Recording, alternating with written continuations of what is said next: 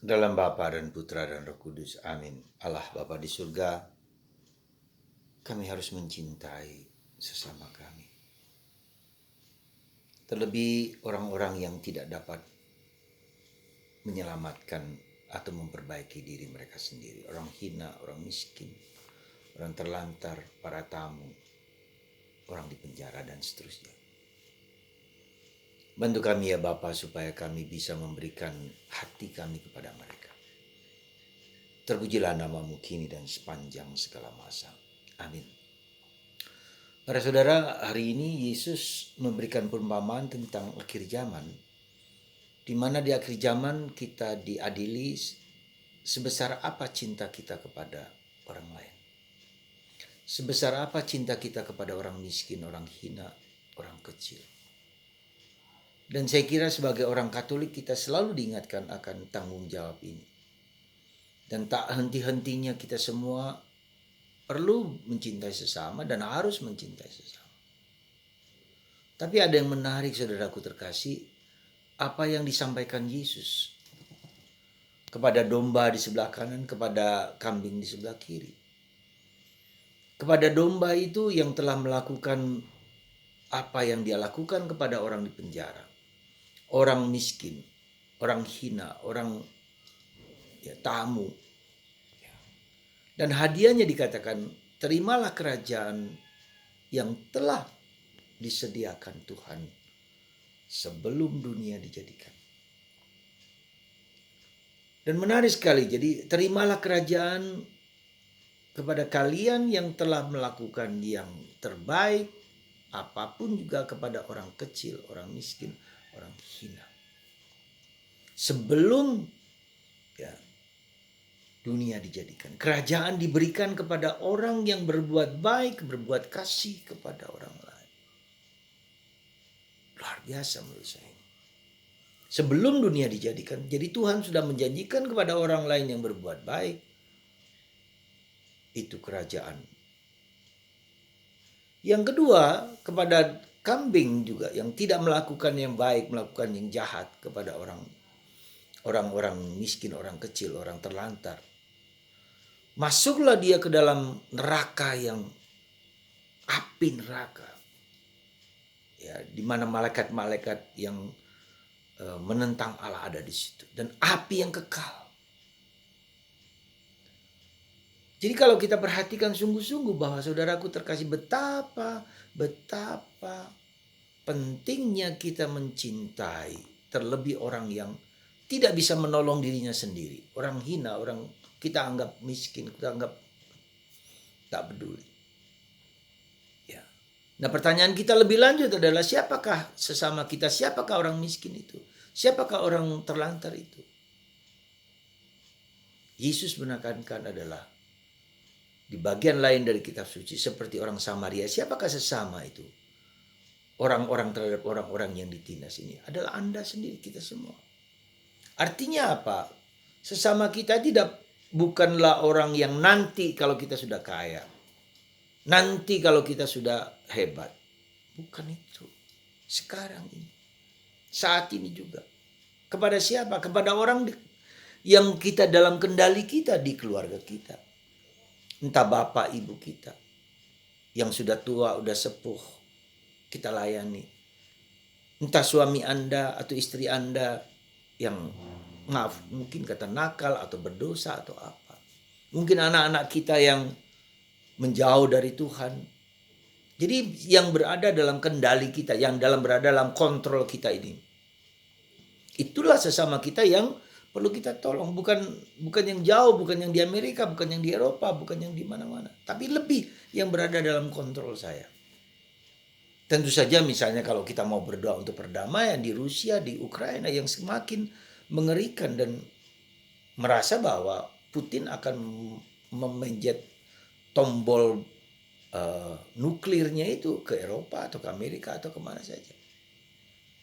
Ya. Dan jutaan orang akan habis. Ya itu kita bisa berdoa untuk itu. Tetapi yang kita juga bisa, artinya berada dalam kontrol kita. Pikiran saya, hati saya, doa saya, diri saya yang berada dalam kontrol. Ya. yang saya bisa berikan kepada suami, kepada istri, kepada anak, kepada opung, kepada siapa saja, kepada orang di sekitar kita.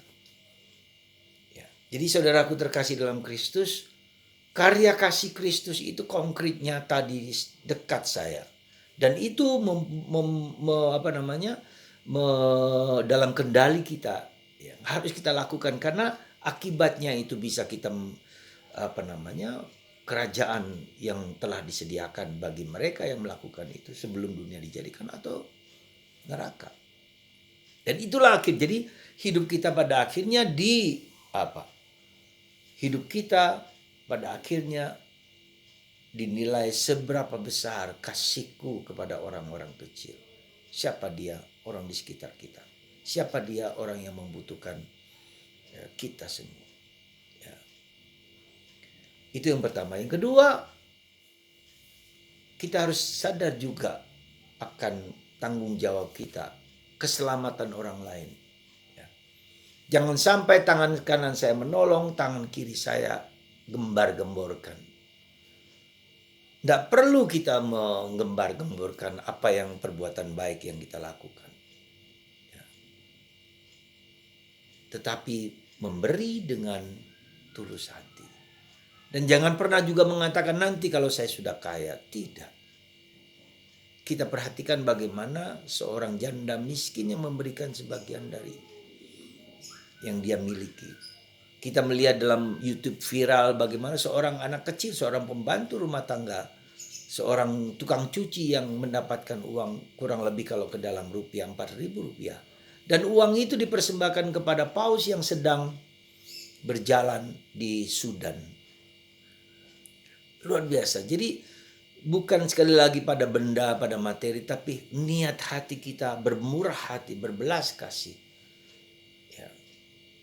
Para saudara, saya mau cerita sedikit. Kemarin ada beberapa anak dari satu kabupaten di Papua Barat, ya, 14 orang dengan 2 pembinanya, retret di rumah. Bukan retret lah, weekend, anak SMP. Saya mempunyai tanggung jawab itu, merasa bertanggung jawab karena apa? Umat di Sidikalang itu begitu murah hati kepada kami para postulat. Ada beras, ada minyak, ya, diberikan, ada berbagai macam kebutuhan sembako yang diberikan oleh umat. Mereka begitu sayang kepada postulat ini untuk para pembina, para calon imam Karmelit pada awalnya. Sangat luar biasa. Nah, karena umat begitu luar biasa, saya murah hati kepada kami. Kami pun juga murah hati kepada mereka. Ya, murah hati kepada mereka juga. Kepada anak-anak yang tidak punya uang, sudahlah, datang saja makan kita bersama-sama. Kita kasih roti, kita kasih susu, kita kasih makanan yang enak dan seterusnya. Jadi kita tidak hanya bisa menerima dari umat saja, tapi kita juga bisa memberikan apa yang bisa kita berikan kepada umat, yaitu pembinaan, pembekalan kepada anak-anak kecil ini, ya, anak-anak muda areka ini kita berikan itu. Ya, jadi saudaraku terkasih, apa yang bisa kita mendapatkan dari umat, tapi juga kita juga bisa memberikan apa yang bisa kita berikan. Kita beri pembinaan pada mereka dan seterusnya, dan mereka bahagia, mereka gembira. Bukan hanya saya, postulat saya juga bersama-sama mendampingi mereka, Lexio Divina, dan luar biasa. Semoga Anda dan saya dan kita semua membagikan dari apa yang kita miliki. Kita bersyukur, bahagia itu kalau kita bersyukur atas apa yang kita miliki, yang sedang kita punyai.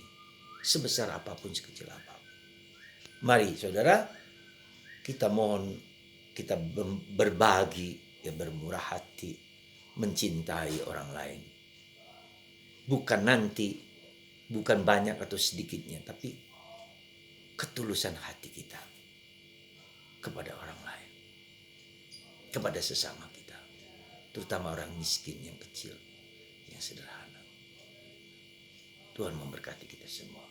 Bapa, Putra,